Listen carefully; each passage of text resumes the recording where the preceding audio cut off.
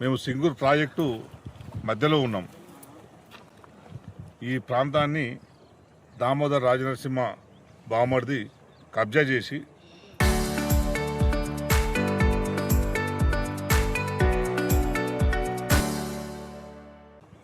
Tourism guest house కట్టుకునే ప్రయత్నం చేస్తున్నాడు. ఎంత కబ్జా పెట్టిండంటే ఇవో ఇక్కడ కన్సూమ్ కనిపిస్తుంది చూడు, ఎన్ని కిలోమీటర్ ఉంటుంది? 2 కిలోమీటర్ ఉంటుంది. అది 2 కిలోమీటర్లు, ఇక్కడ 2 కిలోమీటర్లు.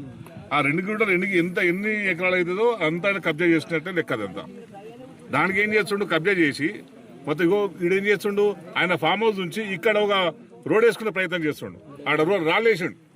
అది మునిగిపోయిన ప్రాంతము, ఎఫ్టీఎల్ ఏరియా. అది అంతా ఎఫ్టీఎల్ ఏరియాలో నిర్మాణాలు అసలు ప్రైవేట్ ఎవరు చేయొద్దు. కానీ ఎఫ్టీ ఏరియాలో నువ్వు చేసినావు, రోడ్ వేసుకునే ప్రయత్నం చేసుకున్నావు. ఆ రోడ్ వేసే ప్రయత్నం చేసి గుట్ట నింపి దీని చుట్టూ దేవుడి జెండాల మతి గుడి కట్టిస్తా అని చెప్తుండే.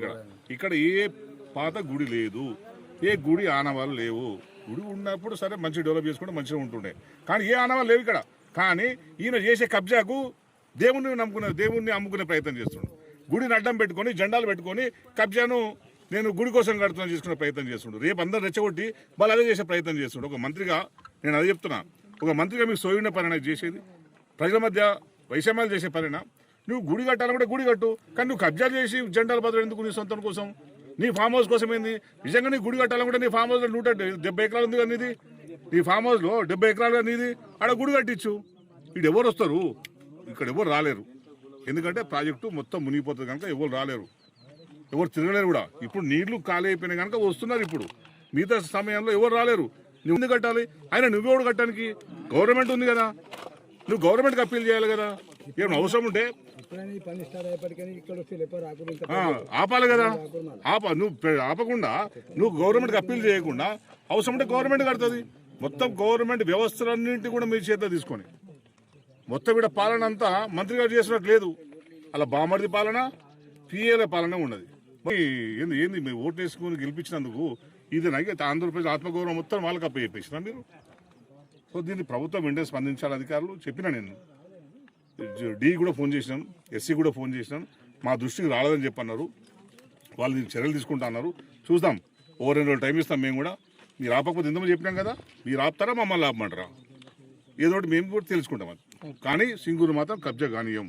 ఇక్కడ ఏది అనధికార నిర్మాణాలని మేము చేయనీయం. మీరు టూరిజం డెవలప్ చేయాలనుకుంటే ఓ పద్ధతి ఉంటుంది దానికి. ఆ పద్ధతి ప్రకారం ప్రభుత్వం ఆర్డర్స్ తీసుకోండి.